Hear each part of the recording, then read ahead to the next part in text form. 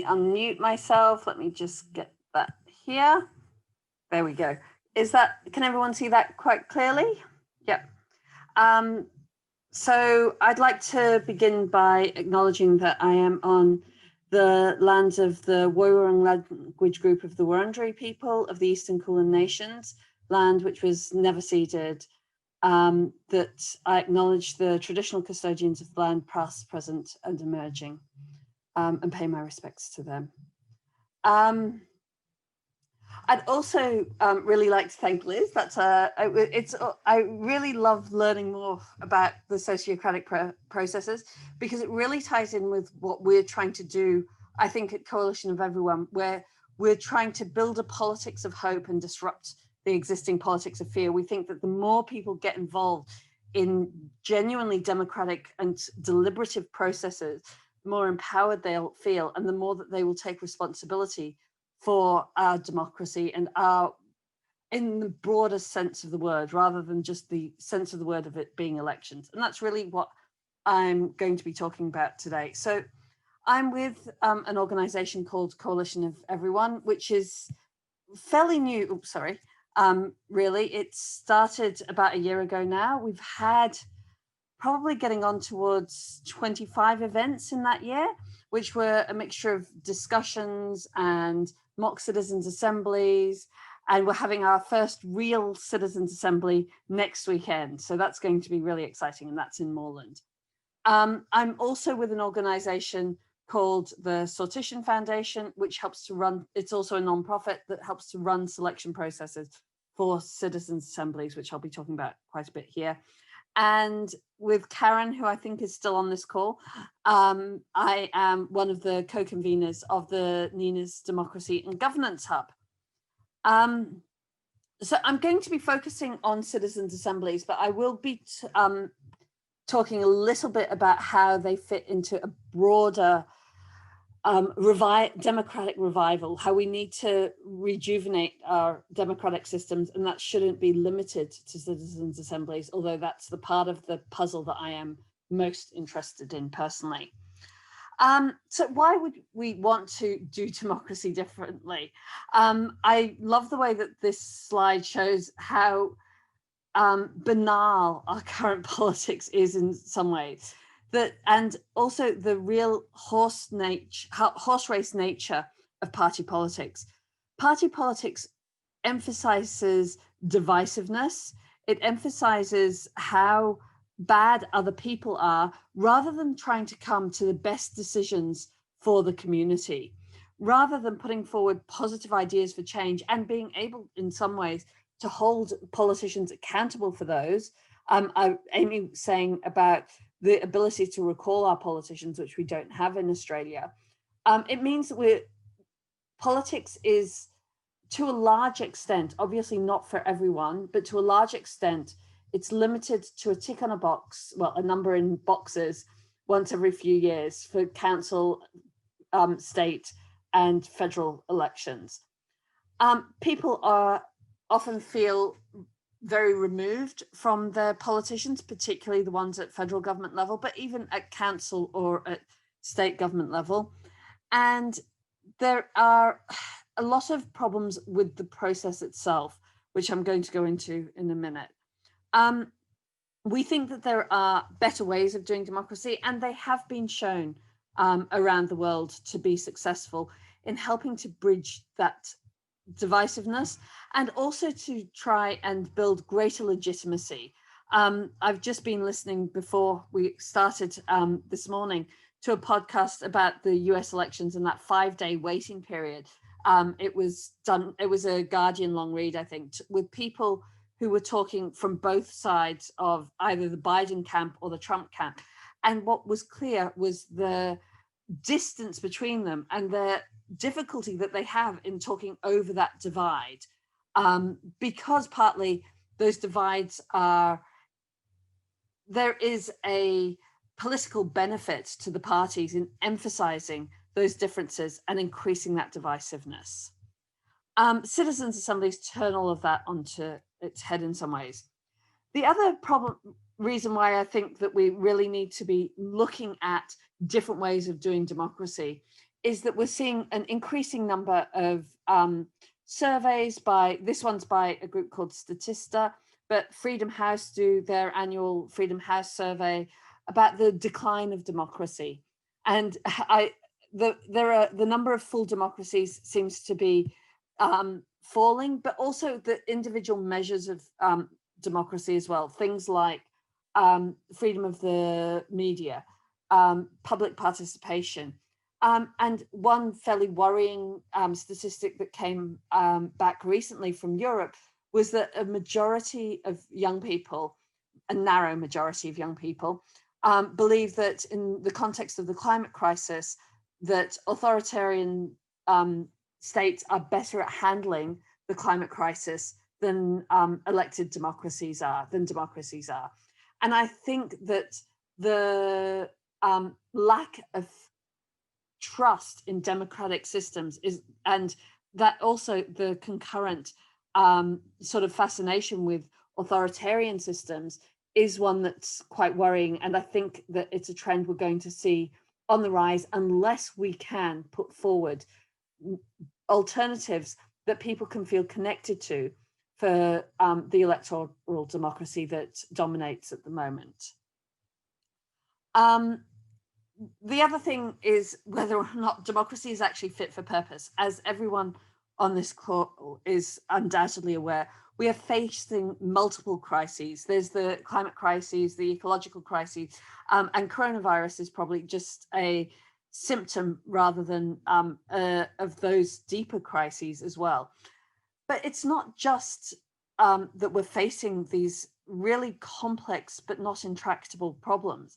It's also that the majority of people in Australia, for example, but there's been surveys around the world that are showing this, particularly in the last couple of years, believe that governments should be taking action on the climate crisis. This is statistics from the Australia Institute, the bushfires of last summer, that showed that even before that, Australia should be far more active in taking either a leadership role or at least contributing to action on the climate crisis.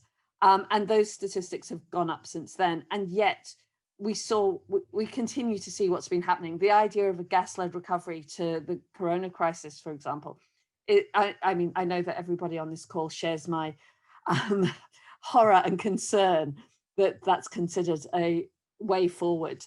And if government and the elected politicians are not able to make the tough decisions that we really need and to lead the country in making those decisions and in showing the leadership that is required at a time of crisis like this, then we need to ask, is it fit for purpose? And how do we make government, do we build institutions that are fit for purpose?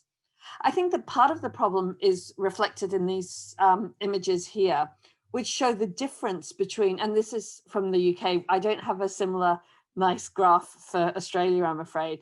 But in the UK, this on the, sorry, I'm so bad with left and right. On the left, you've got the United Kingdom, the general population and what it looks like. So fairly evenly split between men and women, a sort of stack going up towards old age, and that only 20% of people are university educated, 7% privately educated. And then you compare that with the people that actually get into Parliament. Very much fewer young people there. They are predominantly between 60 and 69. You can see the gender disparity there. 90% compared to 20% of university graduates, 33% as opposed to 7% privately educated, and £1 million median wealth of members of cabinet.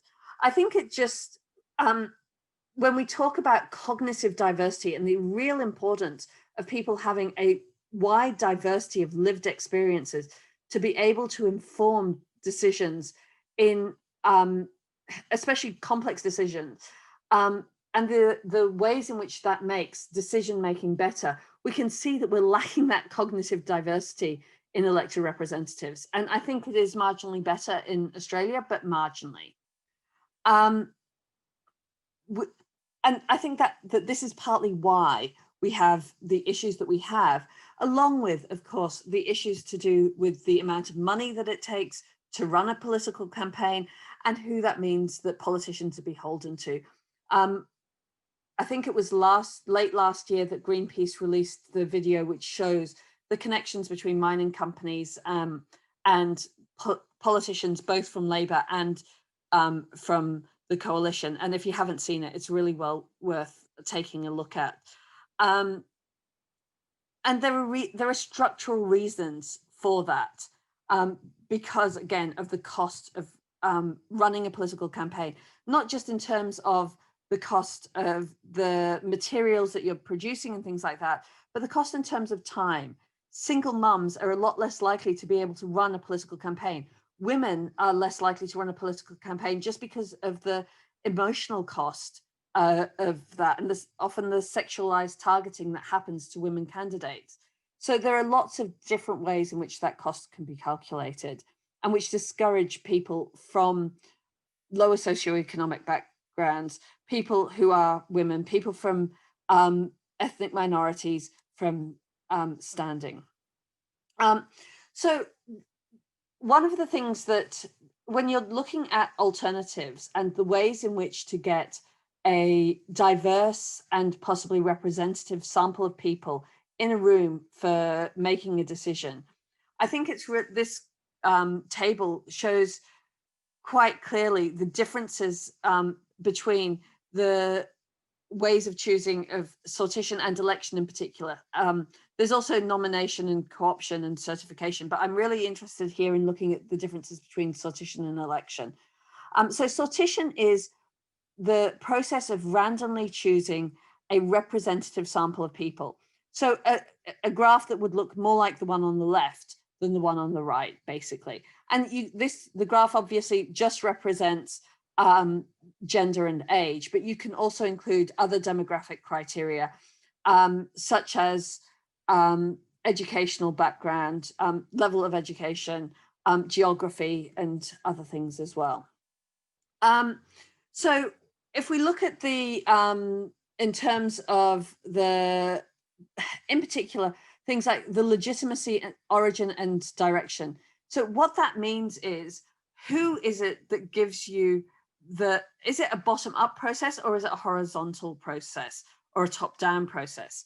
So with sortition, it doesn't matter what your background is. You have an equal chance of being chosen to be a member of the legislature, or a local council, or the decision-making body, as your neighbour, or as somebody who's richer or somebody who's poorer. It doesn't matter on your geography or anything like that.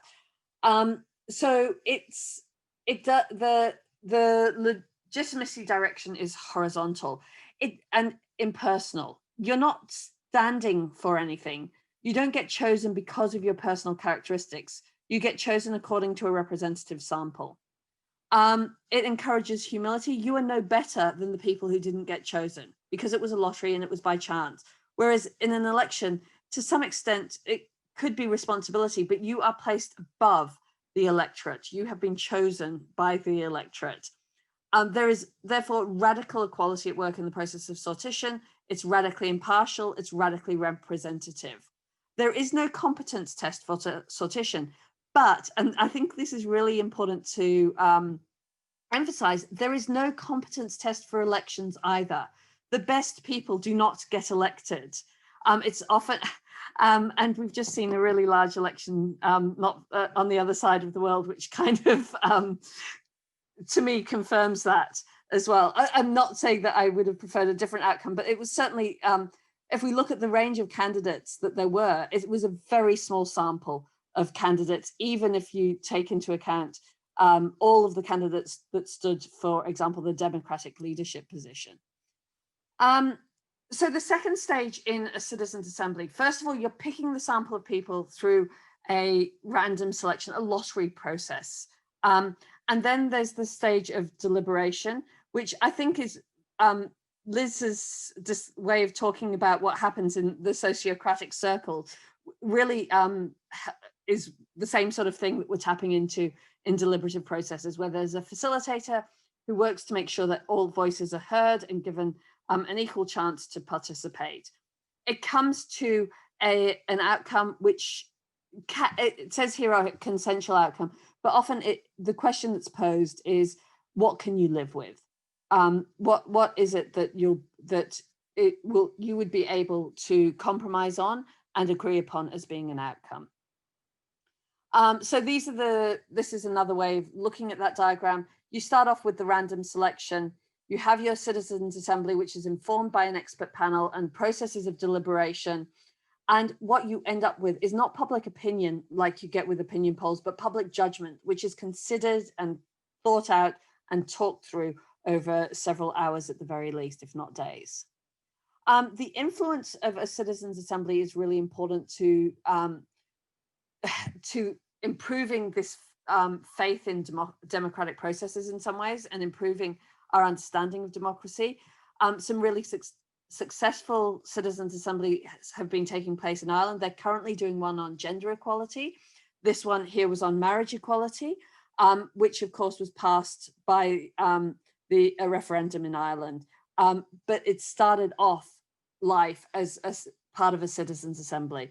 The Irish referendum on abortion was also made possible through a citizens' assembly process to begin with. The politicians didn't really have the courage or the belief in the desire for change that was demonstrated in a citizens' assembly. By contrast, we've had some bad examples here in Australia, in particular the South Australian Assembly. It was a citizens' jury, which is fundamentally the same process on nuclear waste, where the politicians basically ignored what the citizens' jury decided upon. And that controversy is still going on today.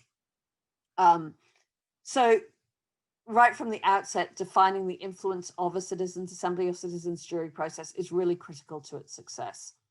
I don't know how long I've been talking now. I'm coming to the end of my time, which is good because this is my second last slide.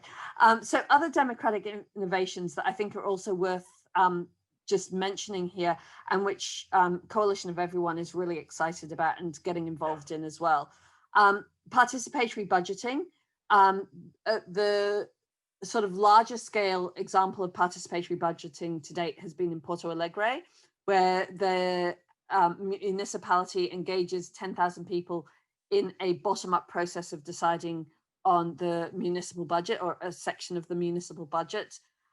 Scotland is increasing the amount of the local council budgets that are allocated by participatory budgeting. The other one that's really exciting is people's assemblies, and so what they are, okay, the big vision that we have at Coalition of Everyone is that the working day needs to be rethought out to make a regenerative economy possible. We need to reallocate time so that people have time to engage in, apart from other things, democratic processes. And these could be happening on a local level on a weekly basis. So people can go along to people's assemblies just as they would go along to, as they would watch their favorite soap opera or something like that, to engage in political issues, knowing that they could be chosen to become a member of a legislature or a local council and have the real power. So they need to keep abreast of issues and things like that. So people's assemblies are informal, deliberative processes which can be on anything and don't necessarily have decision-making power, but can feed into the citizens' assembly processes. And then there's a lot of innovation about things like real-time voting and real-time interaction. And we've seen this, for example, with Jackie Lambie recently, and her asking for feedback on whether or not asylum seekers should have mobile phones, which 97% of the people who responded disagreed with the proposed legislation and thought that asylum seekers should, of course, have access to mobile phones. So that was just a really recent example of that. If you want to find out more, please check out the Coalition of Everyone website, which is coalitionofeveryone.com. Join the Sortition Foundation. The Sortition Foundation website is sortitionfoundation.org. contact your council, get them onto the deliberative path. And if you want to talk further, please feel free to email me.